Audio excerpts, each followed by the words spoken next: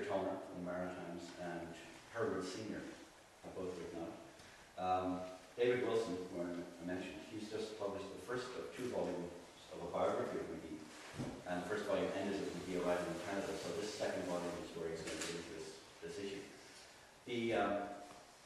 There have been really good articles done on the Athenian invasions, but again, in my mind, too many of them just accept the established story without going into it. They simply throw in a sentence somewhere that, yes, McGee was killed by the Athenians, now we move on.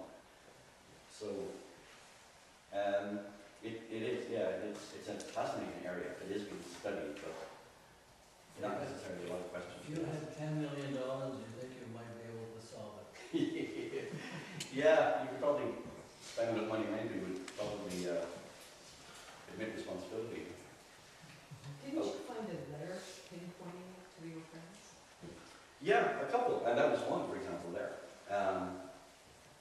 are 2 or 3 places in unpublished documents where O'Farrell is named, and it's talked about. This guy did it. And again, maybe coincidence. I said that they came back to Grenville and they stayed here and all the rest, but that there was something like going on here. O'Farrell is actually the direct descendant of A.J. Taylor, who ran Amanda Slip. Susan Jerry. Yeah. So there are close ties to the story still around here. It's amazing what it was like. But it's one of those things, you know, it's the difference between the historian and the lawyer. You know, the historian can find a document and put together enough of them to say, you see, circumstantially, I can say this is the case. A lawyer would say, there's no proof. David, did you say that the body was eventually moved to... No, they couldn't move the body because it had been buried in quicklime, so it disintegrated very quickly.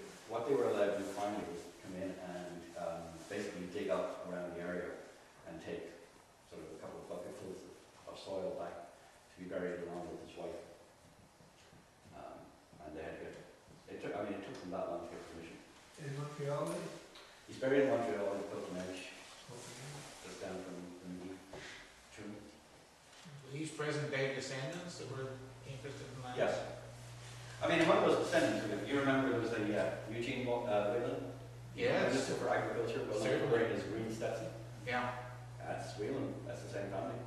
Oh, His yeah. daughter, Susan, I think, is a current member of Parliament. She was. Yeah. So that's the same family, that's Yeah. the descendants of the same. David, did they call O'Farrell an MPP in that writing? Yeah. How did he get elected and where was that? He was elected in Beauce's constituency in Quebec, or the Quebec Assembly. He was actually elected before Confederation in about 1855, 57, that period. Yeah. And then after Confederation, he was there, I think, just for 2 or 3 years. Oh. Yeah. Again, very well known. The voters liked him or he bribed his way like Well, if you read the story of the 1850s election, he was incredibly corrupt. Yeah. As with every. When will your book be published? When I prove it. The sad thing is, I was, from the time I finished my MA, and now we're talking about, 84, I wanted to write about this, and to do preferably a biography of McGee. And of course I knew David Wilson, maybe 5 or 6 years ago. I met David. And here he is, another Irish-born historian working in Canada. Of course, he's an academic, so he has nothing to do except researching my books. And I knew he was doing his volume, so I basically backed off and gave him my stuff. But the interesting thing is that what came out of the interviews, and especially talking to David for so long, I realized that I don't know if it's worth doing anything because you can't prove anything, if you know what I mean. And it's like, I want to get to the point where I can say, period, full stop. That's it, there's the story.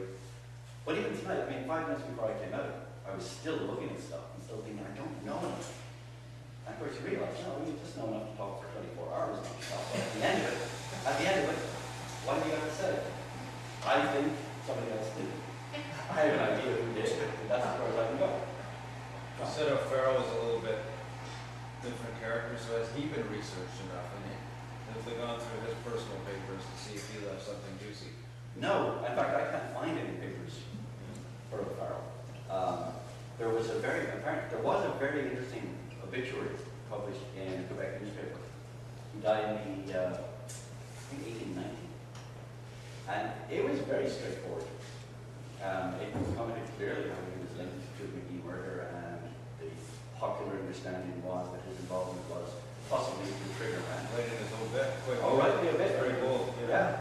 David is common knowledge, the butler did it. Yeah, well, somebody did. Harry Butler? David was with family in danger, McGee's family, Montreal, That was an interesting story as well. See, at the time, nobody knew McGee's murder was, as I said, the first step in, where the entire government was going to be attacked. This is part of another Fenian invasion, that kind of stuff. And McGee's wife and his two daughters surviving. They were given police protection immediately.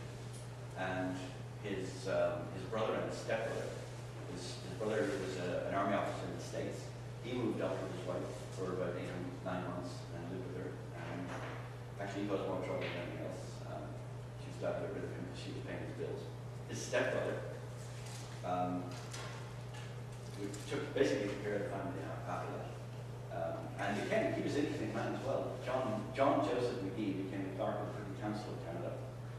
So if you go into any of the documents, so if you get an original, say, order in council from any time from 1870 to almost 1900, it's signed by John Joseph McGee, and that's Darcy's half-brother.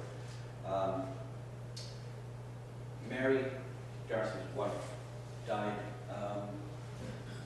just shortly after. It was 1871, January of 1871. She was found kneeling by her bed one morning, where she was praying, and died in the process.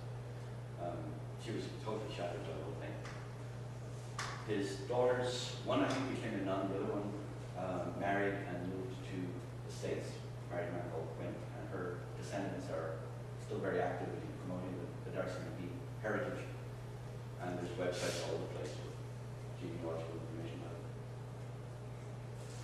The interesting thing is that after Darcy's funeral, and she was the one who called him Thomas, by the way.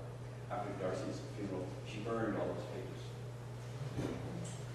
And there was almost nothing, other than letters he wrote to other people, there was nothing of his that was found until 1978. This is what gives us hope. 1978, in an attic in Montreal, literally, paper bag rolled up in a corner, was opened, and it was about 16 letters of McGee, and dating from as far back as 1845, right up to the week before he died. A letter he wrote to his oldest daughter from Ottawa, and it was really moving because he was apologizing that he hadn't been home for her birthday, but it was okay because he had something for her, and he would give it to her when he got home for his birthday. And his birthday was the day he was buried. It was really sad. So you never know. There could be another paper bag full of letters from interesting people saying, "I did it." But we didn't know.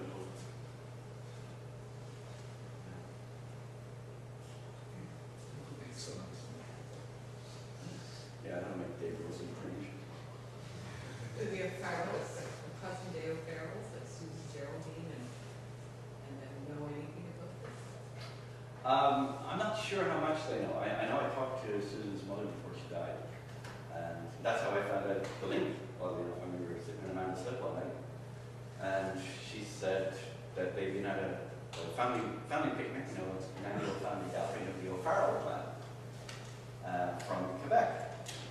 So I asked her, you know anything about this solicitor, John O'Farrell from Quebec? Oh yeah, he was like whatever it was, great-grandfather, great-granduncle or something first. But yeah, they knew about him, but again, whether they know this about him, I'm not sure. And I didn't really feel like a social occasion over a pint in the man said, "Did you know that your great uncle was the killer?"